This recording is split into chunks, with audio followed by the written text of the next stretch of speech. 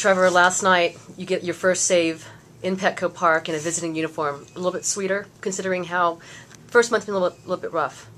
No, not any sweeter. I mean, I think the bottom line is I need to get out there and have a good inning and pick up kind of where Giovanni started. You know, our starting pitcher Giovanni Garro had a great game, threw a lot of pitches and worked his tails off. But you know, a lot of games here at Petco are pretty tight. You know, there's not a whole lot of scoring. Unlike the first game, you guys got us 9-0. But it was important to get out there and do well. You have what, 595 saves now? You know, April has never been your best month. There are some doubters out there, whether media, whether fans. I mean, that's what we all do. Have you ever had a time where you doubt yourself, or you know what you're capable of? The bottom line is everybody goes through ups and downs. In this role, the downs are pretty down, and it's important not to get too high when things are going good. So you know, you try and control the one thing that you can. That's the innings that are in front of you and the job at hand. And so try and continue to do that. How did it feel when you went out there yesterday?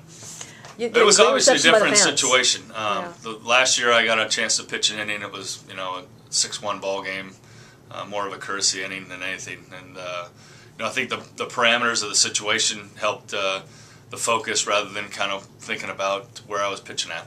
Did you notice the fans, the reception you got from the San Diego fans? Great reception, yeah. They you know, they've never let me down, so it was good to get out there and hear the cheers. It's kind of funny. I had almost this exact same conversation with LT last week. He held his final event ever in San Diego. I'm not sure that the parting he had with the San Diego and the Chargers was ideal. A little bit of bitterness there, but he says, you know what? As you would know, as a guy like yourself would know, it's part of the business. Yeah, yeah. You really it happens to a lot of people that you know, the business side of the game will kind of rear its ugly head, and sometimes things don't work out the way both parties want, but you know, time heals all. You know, you continue moving. The bottom line, you have to just worry about, you know, preparing and getting yourself ready for what you want to accomplish. You said that just I think you told Darren that same thing on the show last week, that time heals all wounds. Yeah. Same situation. I think same thing for you? It only helps. I mean, it softens the blow. You got to move on. You can't harbor and hold on to some things too long, because it's not healthy. So. It's part of it. How do you like Milwaukee?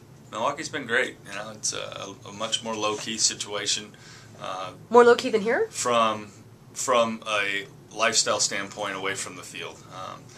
They draw 40,000 a night and have been unbelievably supported by our community in Milwaukee. But you know, it's pretty. You know, it's farmland. It's Midwest. It's, you know, not a lot of. Tons of things to go do. It's, you know, a little bit of fishing and hunting, and people just enjoy it. It sort of makes me feel like I'm back at Qualcomm, to be honest with you. They tailgate and they come out early and have a good time in the ball yard. So it's been good. The good old days of Qualcomm and tailgating, and yeah, right. I miss that too. How about the? Do you get a kick? I love this. My favorite thing is the little dude that slides down after every home run. Bernie Brewer.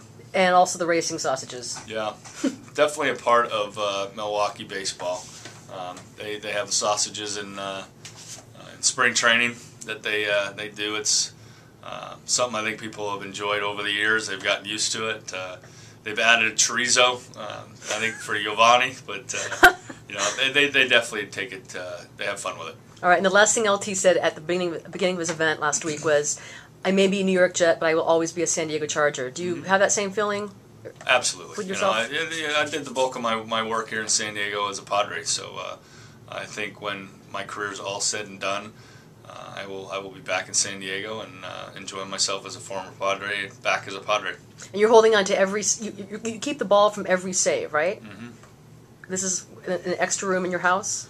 Not an extra room. It just takes up part of a wall. You know, I don't display all of them right now. It's just. I have 300 up. I think you guys have seen it. Yes.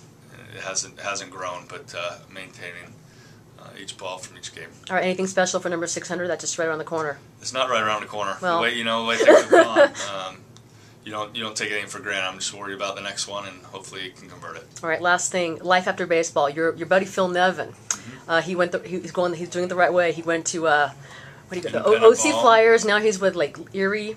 Double-A ball manager. What do you think about your career after baseball? You know what? Nev's done a great job. He did a little bit of radio, did a little bit of TV, did some college stuff, and did a great job. he was pretty adamant about getting back in the game, and I think he's, I saw him a couple weeks ago in Pittsburgh. They had a day game in Erie with a night game in Altoona, and he came through and got to see him in Pittsburgh, and he's really enjoying it. And I'm happy to see that things have worked out for him. As far as myself, who knows? I mean, it's I got to concentrate on being able to get people out right now. We'll worry about that stuff later. All right. Of all your teammates, though, did you ever think Phil Nevin, of all your teammates, is the one guy that was going to end up being a manager? Well, I think you're kind of not giving him enough credit for how in tuned he is to the game, how much he respects the game. Passion for the game. Sometimes his mouth in the past had gotten him in trouble, but it was only because he was passionate about it. And so I think he has an understanding of what his players kind of need from a manager and need from him. He understands the X's and O's, loves the X's and O's. He's a competitor, and I'm not surprised that he's doing what he's doing, and I'm not going to be surprised when he's in the big leagues doing it.